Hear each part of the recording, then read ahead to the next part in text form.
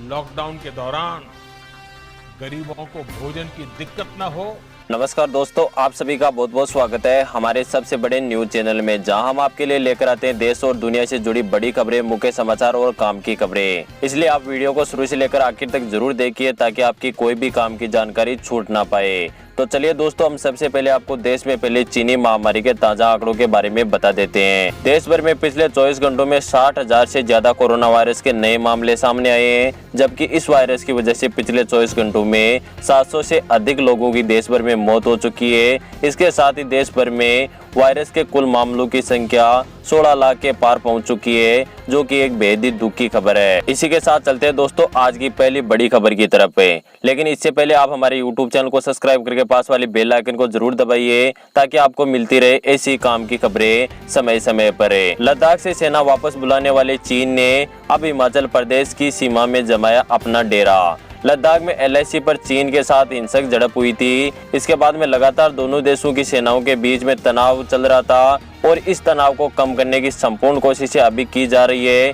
लेकिन इस बीच में आपको बता दूं कि चीन हिमाचल प्रदेश से लगती सीमा पर सड़क का निर्माण कर रहा है। हिमाचल प्रदेश के किन्नौर जिले के किन्नू चारंग के अंतिम सीमावर्ती गाँव है किन्नू चारंग के ग्रामीण ने चीन क्षेत्र में रेकी की और उसके बाद में उन्होंने दावा किया है कि पिछले 2 महीने से चीन ने बाढ़ से सटे सीमावर्ती इलाके में करीब 20 किलोमीटर लंबी सड़क का निर्माण कर रहा है। लगातार चीन बाढ़ से सटे सीमावर्ती इलाकों में सड़क का निर्माण करके अपनी स्थिति मजबूत करना चाहता है, लेकिन भारतीय सेना के द्वारा चीन को लगातार करारा जवाब मिल रहा है। दोस्तों, आपको क्या लगता है, भारत और चीन के बीच में जो विवाद चल रहा है वो बातचीत से सुलझ जाएगा या फिर यह विवाद युद्ध से सुलझेगा? आप हमें नीचे कमेंट करके जरूर बताएगा। इसके साथ ही चलते अगली बड़ी खबर की तरफ है। बांग्लादेश और पाकिस्तान के बाद में भारत के खिलाफ अब चीन अफगानिस्तान को भी उकसा रहा है। भारत के साथ पूर्वी लद्दाख में वास्तविक नियंत्रण रेखा पर पिछले महीने बनी तनावपूर्ण स्थिति के बाद में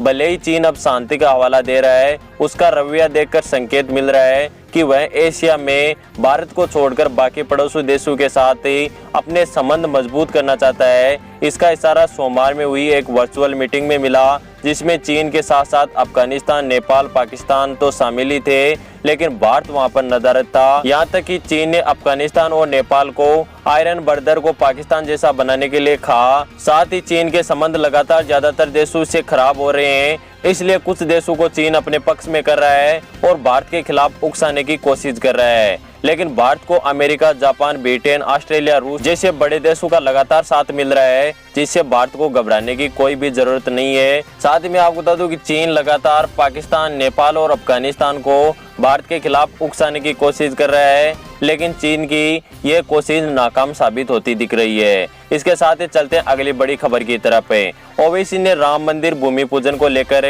PM मोदी को दी चेतावनी, जानिए क्या कहा। सदियों से चले आ रहे विवाद के बाद में सुप्रीम कोर्ट ने आखिरकार अयोध्या में राम मंदिर का झगड़ा सुलझा दिया, लेकिन इसको लेकर अब नए सिरे की जो राजनीति है वो शुरू हो चुकी है। दरअसल असरुद्दीन ओवैसी को प्रधानमंत्री नरेंद्र मोदी के शिलान्यास और भूमि पूजन कार्यक्रम में जाने को लेकर सख्त आपत्ति जताई है। ओवैसी ने दलील दी है कि संवैधानिक पद पर रहते हुए PM मोदी इस कार्यक्रम में नहीं जा सकते। इतना ही नहीं, ओवैसी ने कहा कि इसी बहाने एक बार फिर से बाबरी ढांचा गिराए जाने का जिक्र छेड़ दिया है। जाहिर है कि ओवैसी के ताजा बयान पर एक बार फिर से राजनीतिक बहस छिड़ सकती है। यह कार्यक्रम 5 अगस्त को आयोजित होगा, जिसमें प्रधानमंत्री नरेंद्र मोदी मौजूद रहेंगे। इसके अलावा भी केंद्र सरकार के कई बड़े मंत्री और भाजपा संघ के कई बड़े नेता और पदाधिकारी शामिल होने की उम्मीद जताई जा रही है। तो दोस्तों, मैं आपको बता दूं कि राम मंदिर के लिए भूमि पूजन के लिए 5 अगस्त को नरेंद्र मोदी अयोध्या जाएंगे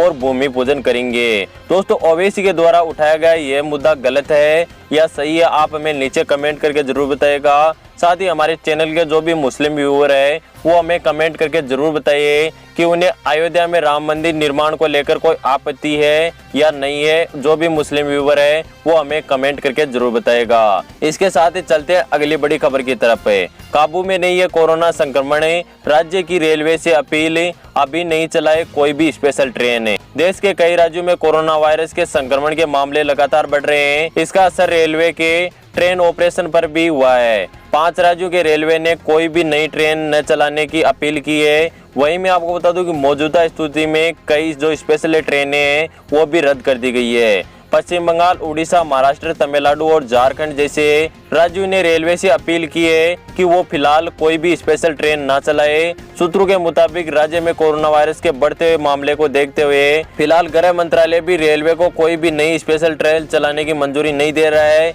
इससे पहले रेलवे देश भर में करीब 90 स्पेशल ट्रेनें चलाने की योजना बनाई थी, जिसकी मंजूरी के लिए इसे गृह मंत्रालय के पास भेजा गया था।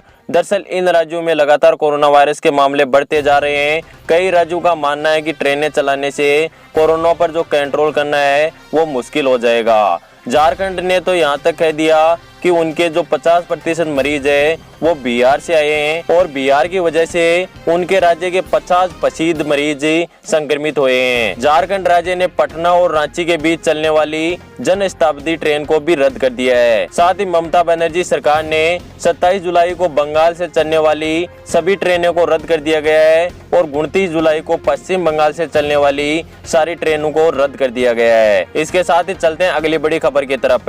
59 चाइनीज ऐप बैन करने के बाद में भारतीय सरकार ने एक बार फिर की चीन पर डिजिटल स्ट्राइक और 47 ऐप और बैन किए, जिसके बाद में भड़के हुए चीन ने दिया यह खतरनाक बयान है। चीन दूतावास के प्रवक्ता जीरोंग का कहना है कि भारत के इस फैसले से चीनी कंपनियों को जो नुकसान उठाना पड़ रहा है उसका जिम्मेदार भारत है। भारत को अपनी गलती सुधारते हुए चीनी कारोबारियों और विदेशी निवेशकों के अधिकारों का ध्यान रखना चाहिए। भारत जानबूझकर ऐसा कर रहा है। उन्होंने भारत को चेतावनी दी है। चीनी सरकार ने कहा है कि हमने हमारी कंपनियों को चीनी इंटरप्राइजेज और अंतर्राष्ट्रीय नियमों की पालना करने के लिए कहा है और वो अपने नियमों की पालना कर रहा है। उसके बाद में भी भारत लगातार चीन के जो ऐप है उनको बैन कर रहा है, जिस पर हम कड़ी आपत्ति जताते हैं। लेकिन मैं आपको बता दूं कड़ी आपत्ति जताने से कुछ भी नहीं होगा। भारत सरकार द्वारा लगातार लोगों की जो सुरक्षा और प्राइवेसी को मद्देनजर रखते हुए लगातार चाइनीज ऐपों को बैन कर रही है और अभी भी 247 चाइनीज ऐप इसके घेरे में और जल्दी बैन हो सकते हैं, जिसमें सबसे बड़ा नाम पबजी का है और पबजी मोबाइल भी इंडिया से बैन हो सकता है, क्योंकि सुरक्षा प्राइवेसी को देखते हुए भारत सरकार इन सभी ऐपों को जल्द से जल्द बैन कर सकती है। दोस्तों, आपको भारत सरकार का यह कदम कैसा लगा आप हमें नीचे कमेंट करके जरूर बताएगा। इसके साथ ही चलते अगली बड़ी खबर की तरफ। गैस सिलेंडर बुकिंग में हुआ बड़ा बदलाव। अगले महीने से सिर्फ इस तरह की जाएगी बुकिंग। आप इंडियन ऑयल के उपभोक्ता है तो आपके लिए बहुत ही अहम खबर है। अगले माह से सिलेंडर बुकिंग सिस्टम पूरी तरह से ऑनलाइन हो जाएगा। फिलहाल उपभोक्ताओं की सुविधाओं का ख्याल रखते हुए ऑनलाइन के साथ ऑफलाइन की सुविधा भी दी गई थी। इसे लेकर वितरक को सूचना भेजी जा चुकी है। सूचना में कहा गया है कि सीबीएल के वितरण की पुष्टि बंद कर दी जाएगी। केवल मोबाइल वितरण ऐप से ही अनुमति दी जाएगी और डिलीवरी ऑथराइजेशन कोड ओवरराइट विकल्प भी उपलब्ध नहीं होंगे। डिलीवरी की पुष्टि केवल डीएसी के साथ की जाएगी। वितरक को तैयारी के लिए आवश्यक कदम उठाने के लिए कहा गया है। इनमें मोबाइल नंबरों की सीडिंग, रिफिल बुकिंग, एसएमएस और अन्य डिजिटल प्लेटफॉर्म से केवल पंजीकृत मोबाइल नंबरों को अनुमति दी जाएगी। इसलिए जिस ग्राहक के पास सीबीएल में पंजीकृत मोबाइल नंबर नहीं है या किसी अन्य के मोबाइल नंबर से सीबीएल में रखा गया है जो उसके पास नहीं है, तो ऐसे ग्राहक डिजिटल बुकिंग विकल्पों में रिफिल बुक नहीं कर पाएंगे। वितरकों को ऐसे सभी ग्राहकों से संपर्क करने के लिए कहा है जिसके लिए ग्राहक मास्टर में पंजीकृत मोबाइल नंबर उपलब्ध नहीं है और सिस्टम में सीडिंग करते हैं। तो मैं आपको बता दूं कि जिसके पास पंजीकृत मोबाइल नंबर पास नहीं है उसको ऑनलाइन बुकिंग के जरिए गैस सिलेंडर नहीं दिया जाएगा और जिसके पास में जो रजिस्ट्रेशन यानी पंजीकृत मोबाइल नंबर है वो उनके पास है तो उनको गैस सिलेंडर ऑनलाइन बुकिंग के द्वारा मिल जाएगा और बाकी सभी को ऑफलाइन बुकिंग के माध्यम से मिल पाएगा। इसके साथ ही चलते हैं अगली बड़ी खबर की तरफ। एयर मार्शल बोले अगर प्रधानमंत्री नरेंद्र मोदी नहीं होते